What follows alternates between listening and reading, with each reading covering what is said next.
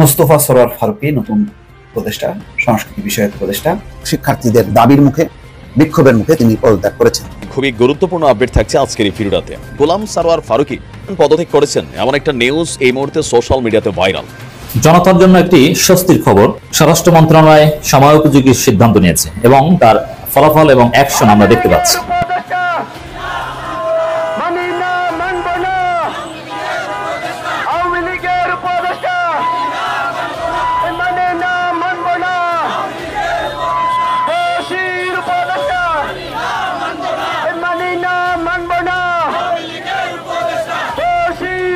এই প্রফেসর ইউনূসের সরকার এটা মাপার মতো অবস্থায় নাই যে কোন সিদ্ধান্ত নিলে কি প্রতিক্রিয়া হবে। আপনারা এর মধ্যেই জানিয়েছেন যে 3 জন উপদেষ্টা শপথ হয়েছে, এর মধ্যে 2 জন উপদেষ্টা নিয়ে ব্যাপক সমালোচনা হয়েছে, মিছিল টিছিল হয়েছে। না আমরা করি নাই, ছাত্ররাই করেছে। প্রথমে আসি শেখ বসিরউদ্দিনের কথা। নতুন উপদেষ্টা নিয়োগ করা হয়েছে, তাদের ন্যায়ভাবে ন্যায়সঙ্গত সত্য কথা তুলে ধরেছে 5 জন মাদ্রাসার শিক্ষার্থী, তাদেরকে গ্রেপ্তার করা হয়েছে। এটা সম্পূর্ণ খুনি হাসিনা, গণহত্যাকারী হাসিনা, লুটেরা হাসিনা তারই একেবারে পথ অবলম্বন করেছে এই উপদেষ্টারা। এখানে এই কোনো রকম এই তকমা দিয়ে তাদেরকে গ্রেপ্তার করা যায় না, তাদেরকে মুক্তি দিতে হবে এবং এই পথ থেকে এই অপশাসন বা দুঃশাসন বা ফেসিবাদ থেকে এই সরকারকে ফিরে আসতে হবে। এর কোনো বিকল্প বাংলার মাটিতে হবে না। 3 জন উপদেষ্টা নিয়োগ করেছেন। ইতিমধ্যে উপদেষ্টা নিয়োগের খবরের সাথে সাথে সেই বঙ্গভবনে হাজার হাজার ছাত্র জনতা গিয়েছে। কেন তাদেরকে নেওয়া হবে?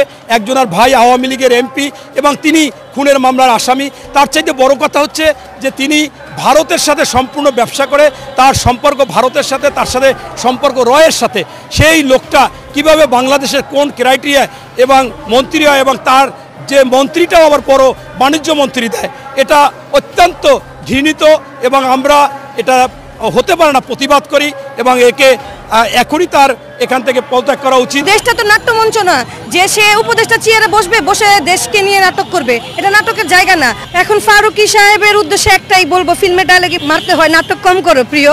আমরা তো জান না তার হাতে আপনার চেয়ারটা দিয়ে দিতে পারি না, কারণ ওই চেয়ারটা হচ্ছে অনেক দায়িত্ববান একটা চেয়ার।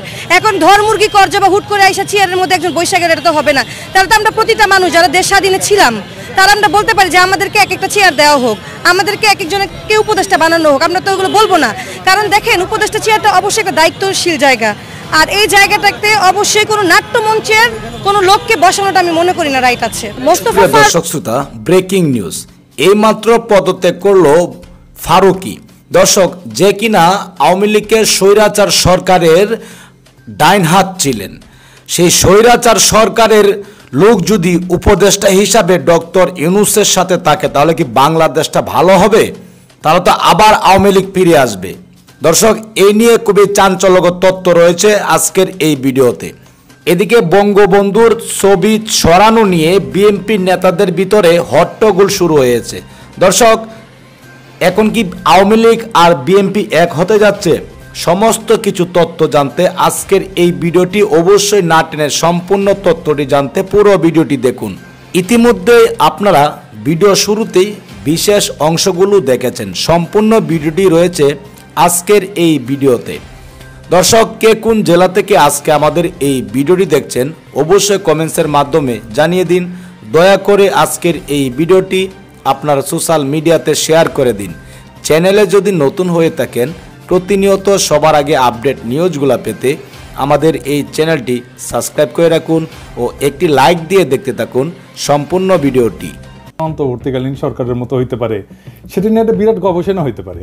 আপনি মন্ত্রিসভার সদস্য বাড়াবেন, ভালো কথা, তো এমনভাবে বাড়াইবেন যে একটা উৎসাহ উদ্দীপনার সৃষ্টি হবে গোটা জাতি জুড়ে, গোটা দেশ জুড়ে। তা না, উপদেষ্টা বানাইলেন, সারা দেশে সমালোচনা। তার মানে বুঝছেন তো, এই প্রফেসর ইউনূসের সরকার এটা মাপার মতো অবস্থায় নাই যে কোন সিদ্ধান্ত নিলে কি প্রতিক্রিয়া হবে। আপনারা এর মধ্যেই জানিয়েছেন যে 3 জন উপদেষ্টা শপথ হয়েছে, এর মধ্যে 2 জন উপদেষ্টা নিয়ে ব্যাপক সমালোচনা হয়েছে, মিছিল টিছিল হয়েছে। না আমরা করি নাই, ছাত্ররাই করেছে। প্রথমে আসি শেখ বসিরউদ্দিনের কথায়। শেখ বসিরউদ্দিন উপদেষ্টা হিসেবে শপথ নিয়েছে, যুক্তি কি? ব্যবসায়ীদের প্রতিনিধিত্ব রাখতে হবে, সবার প্রতিনিধিত্ব লাগবে, শুধু বিপ্লবের স্টেক হোল্ডারদের প্রতিনিধিত্ব লাগবে না। কয়জন ব্যবসায়ী পথে নেমেছিল, ব্যবসায়ীরা কিভাবে হাসিনারে সাপোর্ট দিয়ে গেছে দেখি নাই? কত ব্যবসায়ীদের তো ব্যবসা কায়রে নেওয়া হয়েছে, তাই না? তাদেরকে তো দেখছি, তাদের নিতেন তাও বুঝতাম। তাই বসিরউদ্দিন কেমনে এলো? আসেন এটা একটু বুঝে দেখি। এই বসিরউদ্দিন প্রথম আলো ডেইলি স্টারের মাল। এন কইবেন যে দাদা খালি আপনি প্রথম আলো ডেইলি স্টারের পিছে আঙুল দেন, কেমনে বসিরউদ্দিন প্রথম আলো ডেইলি স্টারের মাল হইল? এরে ফিট করেছে ডেইলি স্টার, এর গ্রাউন্ড তৈরি করা হয়েছে তার আগে। গত 9 অক্টোবরে best business person of the year পুরস্কার দিছে তারে ডেইলি স্টার। তার মানে আপনি তো প্রফেসর ইউনুসকে দোষ দিতে পারবেন না, বলতো সে তৈরি করে দিছে ডেইলি স্টার, প্রফেসর ইউনুস চাপ মারিছে। আমি প্রফেসর ইউনুস এলে বলতাম যে আমার কি দোষ, best business person of the year তো আমি বানাইছি উপদেষ্টা, একজন বিজনেসম্যানের নিব, তো বাংলাদেশের সেরা বিজনেসম্যানের নিচ্ছি, কোনো সমস্যা আছে? জি স্যার সমস্যা আছে, আপনার প্রশ্নের উত্তর আমি দিব, ধরিচ্ছি আপনারে একটু পরে। তার আগে আপনার প্রিয় মাহফুজানন্দ বহুপাদ্রে ধরে নি যে বানাইছে, তাদের ধরতে হবে ডেইলি স্টারকে, মাহফুজানন্দকে, বহুপাদ্রে, তাই না? তো মাহফুজানন্দ বহুপাদ বলবে যে কেন আমি কি বিজনেস অ্যাওয়ার্ড দিতে পারবো না? আমি দিছি, আমার পয়সায় দিছি, আপনার কি সমস্যা? অবশ্যই পারবেন, হ্যাঁ পারবেন না কেন? কিন্তু আমরা দেখি আপনি কেমন বিজনেসম্যানরা অ্যাওয়ার্ড দিচ্ছেন, তাই না? এই আকিজ বশির গ্রুপের শ্রমিকেরা সেপ্টেম্বর মাসে তাদের কিছু দাবি দেওয়া নিয়ে আন্দোলনে নামিছিল। এক পর্যায়ে এই পাটকলের অফিসে হামলা হয়, শ্রমিকেরাই করে বোধহয়, বা কে করে, দুষ্টু লোকেরাও করতে পারে, কেউ জানে না। তারপরে অনির্দিষ্টকালের জন্য পাটকল বন্ধ করে শ্রমিকদেরকে বাইর করে দিছে। একজন অনেক দিন ধরে ছিল, আপনি দেখেন তাদের কান্নাকাটি কি অবস্থা, তাদের বাস্তবিটা ছাইরা তাদেরকে চলে যেত এবং বেতন না দিয়া তাদেরকে তাড়াই দিছে। দেখেন আমার কথা শোনার দরকার নাই, আপনি শুনেন তাদের মুখে। হঠাৎ করে এখন মিল্লা বন্ধ করে আমাদের বাইর করে দিতেছে, আমাদের যিনি 43 বছরে আমার একটা সংসার, এখানে এই মালগুলি আমি কিভাবে নিয়ে যাব, এই তো হঠাৎ করে আমার পক্ষে সম্ভব হইতেছে না, এই সময়টুকু তো আমি পাইতেছি না। 20 বছর ধরে চাকরি করি, হঠাৎ করে আজকে অবস্থা হচ্ছে, আমরা তো বলতাম চাকরি করে বাইতে করছে, একটা কষ্ট আর নাই, আমরা কিভাবে চলবো, কিভাবে খাবো, আমাদের ছেলে মেয়ে জমে নেই, বাপ নাই, কিচ্ছু নাই। আঙ্গ টাকা বানা দানা কিছু দেয় নাই, বা কবে মিল খুলবো এমন কোন নির্দিষ্ট টাইমও দেয় নাই। দেখেছেন এই মালরে Mahfuzananda বহুপাদ businessman of the year পুরস্কার দিছে। এবার আসেন প্রফেসর ইউনুসের কিছু কই। স্যার আপনি এরে নিছেন, ভালো কথা, এরে পাট মন্ত্রণালয়ের দায়িত্ব দিচ্ছেন কেন? সে আর তার ভাইরা মিলে বাংলাদেশের পাটের ব্যবসার বেশিরভাগ নিয়ন্ত্রণ করে, এটা জানেন না আপনি? কনফ্লিক্ট অফ ইন্টারেস্ট বলে তো একটা জিনিস আছে, আপনারে আমারে এই জিনিস যদি ধরাই দিতে হবে, এটা তো আমি কোনোদিন ভাবি নাই।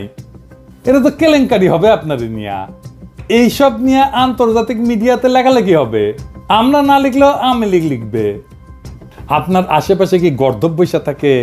অবশ্য আমি জানি গর্দভদের জন্য আপনার অনেক মায়া, তাই আপনার আশেপাশে প্রচুর গর্দভ সবসময় থাকে, আপনি নিয়ে রাখেন গর্দভদের আশেপাশে। যাই হোক, আপনার নিজের ক্রেডিবিলিটি কিন্তু নষ্ট হইতেছে, এটা বোঝানোর জন্য বললাম আর কি।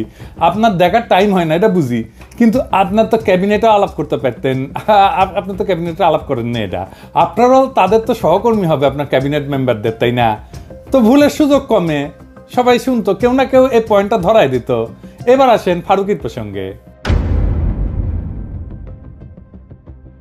ফারুকী দাবি করেছে সে নাকি ফ্যাসি বিরোধী লড়াইয়ে ছিল। হ্যাঁ শুনেন, ফ্যাসিস্টের বিরুদ্ধে তো ঝুঁকি নিয়ে আমরা 2018তেও চেষ্টা করেছিলাম, বোঝার চেষ্টা করছি সিপাহী জনতা, আসলে এটা তো বলা যায় না ভাই, আমি তো ফ্র্যাঙ্ক মানুষ, আমরা বোঝার চেষ্টা করেছিলাম যে সরকার পতন হবে কি না, আন্দোলন করছিলাম, কিন্তু পোস্টগুলো সবাই দেখবেন খেয়াল করে, হ্যাঁ আমি না, সবাই করছে বাংলাদেশের মানুষ। এবার তো আমরা সবাই অল আউটে গেছি, এর আগে অল আউটে যাইনি, কারণ আমরা পারিপার্শ্বিক বাস্তবতা বোঝার চেষ্টা করছিলাম যে এই আন্দোলনটাকে আমরা কতদূর নিতে পারবো। হ্যাঁ দাঁড়ান ফারুকী, হ্যাঁ হাইসানি, হ্যাঁ মানে আপনি বুঝার চেষ্টা করেছেন পতন হবে কি না, হ্যাঁ ভাবতে আমরা আসি না, আপনি হটাইছেন, তাই না?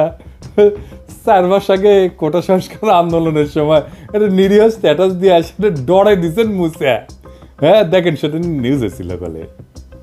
এই কলজার জন্যিয়া ফেচি বিরোধী লড়াই করেছেন ফারুকী। হ্যাঁ শিল্পীরা মাঠে নামিছিল, বৃষ্টির ভিজা, আপনি ছিলেন না। দেখেন কারা কারা ছিল: মামুনুর রশিদ, মোশাররফ করিম, আজমেরি হক বাঁধন, সাবিলা নূর, আশফাক নিপুন, নুরুল আলম আতিক, অমিতাভ রেজা, পিপলুয়ার খান, শিবু কুমার শীল, রেদওয়ান রনি, জাকিয়া বাড়ি মমো, সিয়াম আহমেদ, সোহেল মন্ডল সহ আরো অনেক তারকা। আপনি কুটি, আপনি তো নাই এটি। আপনি তো উঠে যাওয়ার সাহস করবে পারেননি। এখন করবেন জ্বর ছিল, অমুক ছিল, তমুক ছিল, শরীর খারাপ ছিল, ওই উঠে গেছিলাম, এই সমস্ত করবেন। যাই কন বৃষ্টির ভিজে ভিজে আপনার কলিগরা এই কাজ করেছে, আপনি তো করেন নাই। মামুন রশিদও ছিল পাক্কা আওয়ামী লীগের মাল, তাও তো ছিল একদিনের জন্য হলে তো মাঠে নামিয়েছিলেন উনি, তাই না? ডিম খেয়েছেন কয়েকদিন আগে উনি। সেই 2013-15 সালের স্ট্যাটাস দেখবার করছেন। তবে এটা ছাপাই দিছে সে, দেখি এনে ছাপাই দিছে কি চিনি, তার লেখা থেকেই দেখি লিখিচ্ছে, ফ্যাসিবাদের কালে যেহেতু দেশেই থাকতে হইছে, ফলে আমাদের বেঁচে থাকা ছিল বড় কৌতুকময়। সৌভাগ্য হোক দুর্ভাগ্য হোক, রাডারের নিচে থাকার কারণে নানা কায়দা কানুন করে বেঁচে থাকতে হইতো। সরকারের সমালোচনা করে একটা পোস্ট দিলে 3টা পোস্ট দিতে হইতো প্রশংসা করে। আবার সমালোচনারও কিছু প্যাটার্ন আছে, প্রধানমন্ত্রীকে বাইরে রেখে অন্যদের সমালোচনা করতে হইতো। তারপর ধরেন আপনার সিনেমা আটকে যাবে, যেটা আটকানোই অন্যায়, সেই সিনেমা ছাড়ানোর জন্য তদবির করবেন এবং ছাড়ানোর পরে ধন্যবাদ দিবেন। নানাবিধ কৌতুকময় ছিল এই জীবন।